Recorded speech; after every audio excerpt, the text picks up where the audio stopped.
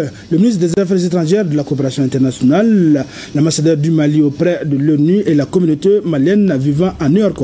Au nom du président de la transition chef de l'État, le Premier ministre prendra part à la 40e Assemblée générale des Nations Unies. Cette Assemblée générale se tiendra du 23 au 29 septembre. Voilà, l'accueil du Premier ministre par les Maliens vivant à New York. C'était donc ce mardi. L'arrivée du Premier ministre, chef du gouvernement général de division Abdoulaye Maïga, qui est arrivé ce mardi à New York. Il a été accueilli par les Maliens vivant à New York et le ministre des Affaires étrangères et de la coopération internationale Abdoulaye Diop. Voilà. Le Premier ministre qui a été accueilli à New York ce mardi prendre part au 80e Assemblée générale donc, des Nations Unies. Justement, nous allons rester bien sûr à New York pour dire que pour le 80e anniversaire de l'ONU et son Assemblée générale, la voix du Mali sera portée par le Premier ministre.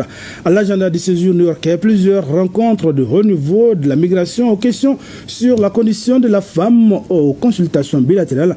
On en sait plus avec Aïssata Ibrahim Maïga depuis New York.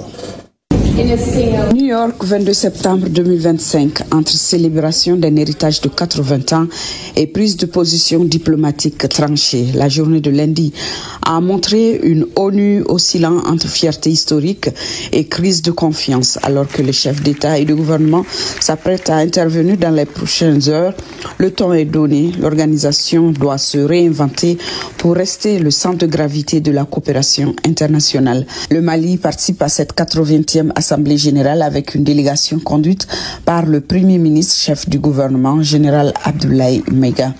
En amont de son arrivée, le ministre des Affaires étrangères et de la coopération internationale, Abdoulaye Diop, a multiplié les activités diplomatiques. Il a d'abord pris part à un événement de haut niveau sur la migration, une initiative de l'OIM dans le registre bilatéral. Abdoulaye Diop a signé un mémorandum d'entente avec la Hongrie, représenté par son ministre des Affaires étrangères. Cet accord prévoit la tenue régulière de consultations politiques afin d'examiner les relations bilatérales, d'échanger sur les questions régionales et internationales et d'aborder d'autres sujets d'intérêt commun. Moment fort de la journée, la conférence internationale pour le règlement pacifique de la question de Palestine et la mise en œuvre de la solution à deux États a mobilisé l'attention mondiale. Plusieurs pays occidentaux se sont, pour la première fois, clairement alignés du côté de la paix et de la solidarité avec le peuple palestinien dans un contexte marqué par une crise humanitaire majeure.